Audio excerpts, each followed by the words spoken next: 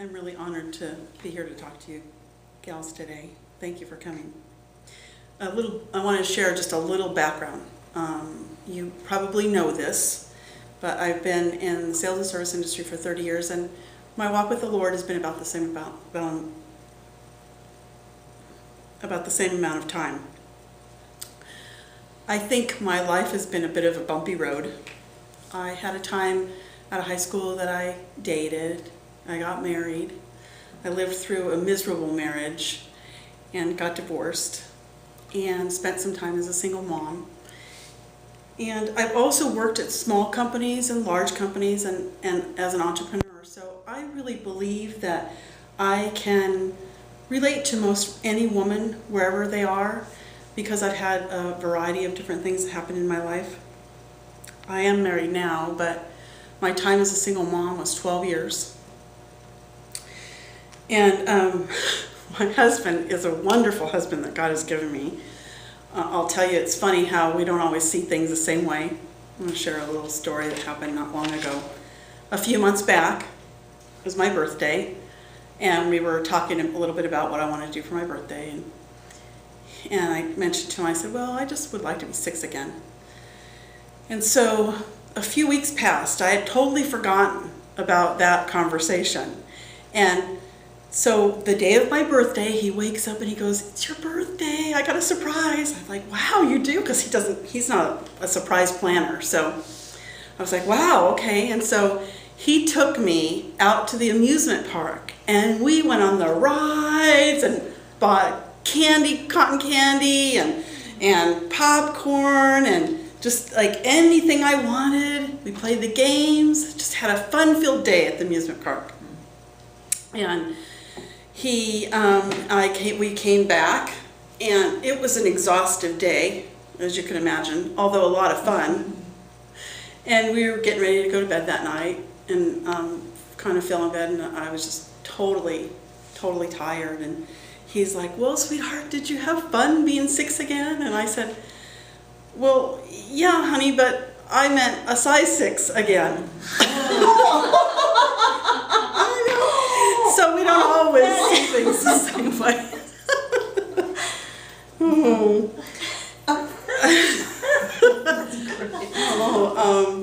I'll never forget, though, growing up, all I ever wanted to do was be a mom and a wife. That's all I wanted to do. You know, when we're going through junior high and high school, people start talking about, what do you want to do in life? Some people say doctor or nurse or attorney or, you know, business owner or engineer, and not me. I just wanted to be a wife and a mom. That's all I wanted. I did, right out of high school, start working for some small companies, and eventually would spend time doing that and looking for my Mr. Right, because that's what I wanted to do. I eventually met my Mr. Right, and we talked about getting married. We got married. We made plans to when to have children. We bought a house. We did all the normal things that most couples do when they fall in love and get married.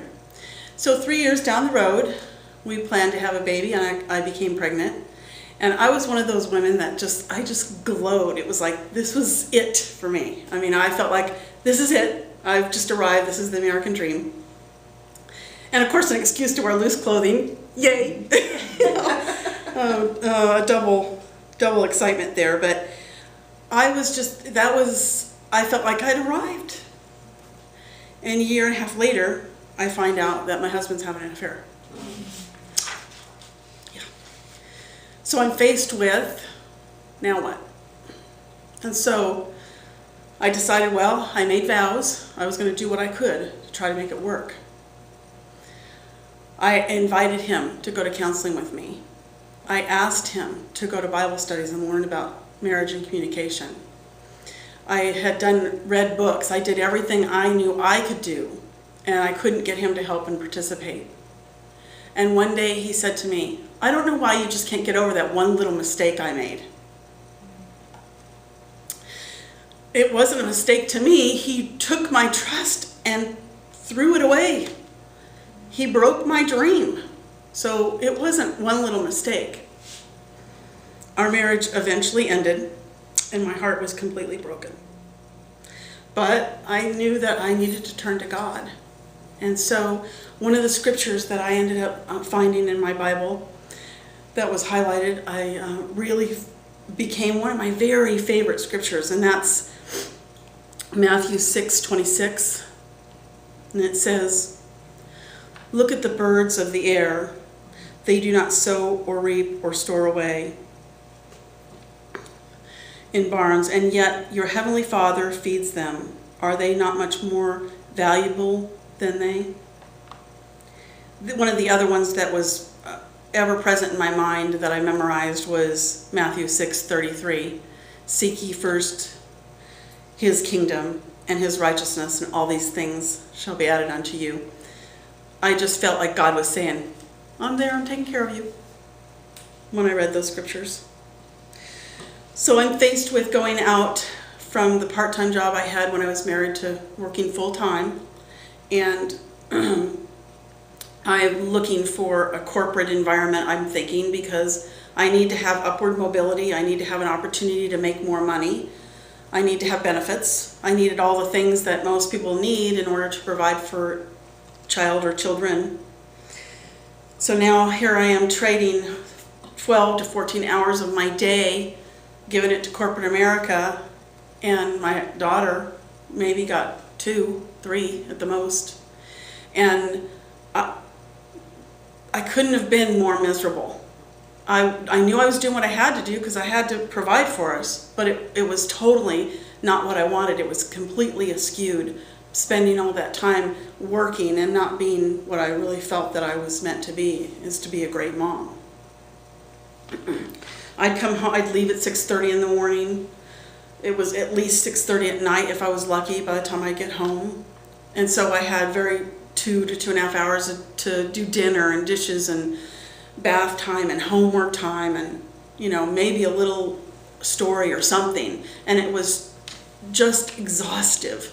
I was tired all the time. Besides that, I was completely feeling guilt, overwhelming guilt, that I'm not there for her. I'm sure I'm providing, but I'm not there when she needs me. I'll never forget one time when I called in sick for her because I was it. I went to work the next day and I had called in, the secretary took my message, and my boss asked if I was feeling better. And I said, "Oh, I wasn't sick, it was Rachel that was sick." And she went, "Oh." I was like, "Oh, okay, we're so out of here." I'm going to do everything I can to change this world because they didn't value that I needed to be there for her. Unfortunately, after my ex-husband took my trust and my dream away, shortly thereafter he would move his girlfriend into the home that we shared. They would eventually get married and I would become their hobby. And he took me to court 4 times in the next 4 years and sued me for custody. It was such a battle and it was a nightmare, and that was all that mattered to me, was my daughter, and he was trying to take that too. That's all I had left. Some of you, maybe you can relate to the situation. It's unbearable. But again, thank the Lord I had God. But at the time I wasn't walking as close to God as I should have been. I felt so alone. There was a time during those years where I really wanted to die, literally. I sat down and prayed. I said, "God, just take me now." It was just too hard. And sometimes I'd be like a rebellious kid, like, "Where are you, God? Where are you?" And he was right there. He was right there. So I knew that I just had to turn back to my comfort and open my Bible and gain some more comfort from his word. One of the ones that is still one of my favorite scriptures was Philippians 4:13. I can do all things through Christ who strengthens me. For sure, he does, absolutely. And every day.